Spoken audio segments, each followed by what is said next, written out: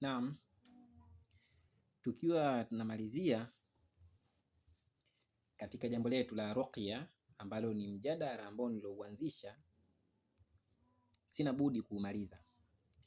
Kwa hiyo Rasulullah sallallahu alayhi wasallam kafundisha elimu nyingi sana, na ya kupasa katika hizo elimu ambazo kafundisha Bwana Mtume Muhammad sallallahu alayhi wasallama, kama unahakikisha zifuatilie zote, na ukitaka uhukumu jambo kwanza uliza ili jambo limekaaje.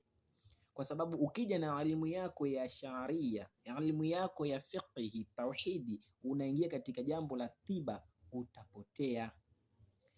Mtume katika fiqhi kafundisha usafi kawaida, tena kafundisha mfano ukiwa unataka kula, aludhuhu qablahu waludhuhu ba'dahu, ndio baraka ya chakula, si ndio? Unawe kabla na baada. Yale maji mnafanya mnakunywa, si mnayamwaga? Yatakiwa fanyaje? Yanamwagwa. Lakini mtu alifanyiwa kijicho, anatakiwa atawadhe au akoge yule ambaye kafanya kijicho. Baada ya hapo, haya maji ambayo amekoga atakiwa apelekewe yule akakogeshwe au akatawadhishwe au akanawishwe yale maji. Haya si mageni, kafanyiwa haya Sahal ibn Hunayf, mtoto wa Abu Umama, baba wa Abu Umama, alipofanyiwa kijicho na Rabia ibn Rabia. Sasa Rasulullah sallallahu alaihi wasallam ndo kaelekeza hivyo. Sasa wewe unakuja na elimu yako, umesoma zako fiqhi, umesoma zako huku, unakuja zako hapa, huyu uchafu kwa nini mumwagie uchafu? Tutakuona wewe ni mpumbavu. Jambo lingine, kumtemea mate mtu haifai. Mtume amekataza, si ndivyo? Tena atakiwa atemee mate yule mwenye kujisifu, mimi nimefanya kadha wa kadha wa kadha, temeeni mache. Lakini Rasulullah sallallahu alaihi wasallam, miongoni mwa ruqya zake alizozifanya, Rasul kafanya ruqya. Miongoni mwa ruqya zake alizozifanya, kuna mtoto ambaye alikuwa hawezi kutembea, hawezi kusema kwa muda mrefu mpaka afika miaka 2. Mtume alipomwangalia akajua huyu, akaletewa tawili na Allah kwamba huyu ana jini. Mtume akamsomea ruqya kwa kutabana. Ruqya ina namna mbili za kusoma, kuna kusoma kwa kutabana na kuna kusoma kwa kutokutabana. Wasomi wa ruqya nikisema hivyo wananielewa. Kutabana ni namna ya kusoma ukiwa kama unatema mate, yani unahakikisha ukiwa unasoma yale mate yanatoka yanamrukia yule mtu usoni, mtu ataona ajabu. Hii ndio ruqya ya Mtume. Sasa wewe unakuja kule, mtemeaje mate, hii haifai. Tunakuona wewe kama sio mjinga basi mpumbavu. Maana mjinga ni mtu ambaye hana elimu, mpumbavu ni yule ambaye elimu hana, ana uwezo wa kuipata na hataki kuipata, au anayo lakini hataki kuitumia. Rasul ndo kafundisha hivi. Ndio maana tunajua dharura ikitokea inahalalisha lile haramu, si ndivyo? Ndio maana wewe unaweza kumwacha mke wako, bana nenda uende ukajifungue. Wewe mwenyewe ukienda hospitalini unaambiwa lala hapo, unachomwa sindano. Kwani unavochomwa sindano pale unamwambia astaki wewe aje daktari mwingine anchome sindano? La hasha, baki na maradhi yako, utakufa kitandani. Lakini sio watu wanafanya hivi, ila kufanya hivi mtu ana hii sio mbaya, ila ikija kwenye jambo la shekhe wanaanza kulitilia uzito. Ndio maana Rasulullah sallallahu alayhi wasallam ametuambia ya kwamba msiwachunguze watu, msiwapeleleze watu.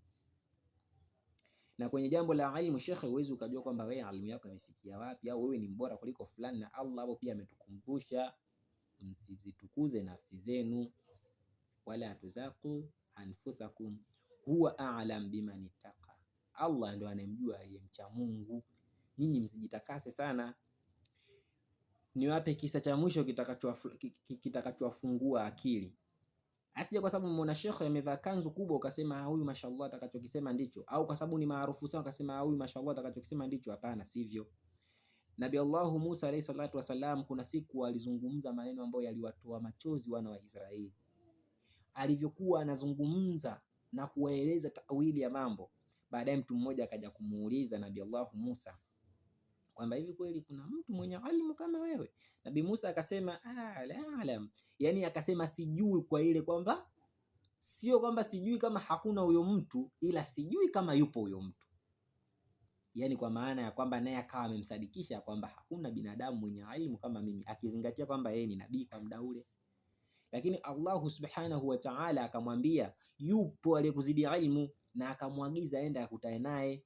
katika bahari mbili. Ndio pale katika surati Kahfi Mwenyezi Mungu anazungumzia kisa chake, wa idh qala Musa lifatahu, Musa alimwambia kijana wake, sitachoka mpaka nifike bahari mbili au niende karne na karne, ambaye alikuwa na Yoshua bin Nun. Sasa angalia, Nabii Allah Musa anaenda kule, anakutana na Nabii Allah Khidhiri. Huyu Khidhiri ameishi zama nyingi, na hapa alikopo katika sehemu ambapo tunasema ndio chini yake kuna ainul hayati, kuna ule mto wa uzima au mto ambao ukinywa maji yake una kama ni maiti na kuwa hai, ambapo ni nyuma katika hiyo sehemu ni dhulmati, sehemu yenye kiza ambapo mwanga haufiki, ambao siku moja Khidhiri pia aliwahi kufika hapo na mfalme Najashi au Dhulkarnaini. Pia Allah alisimulia mbele kisa chao, japo kielezea mpaka safari yao kufika.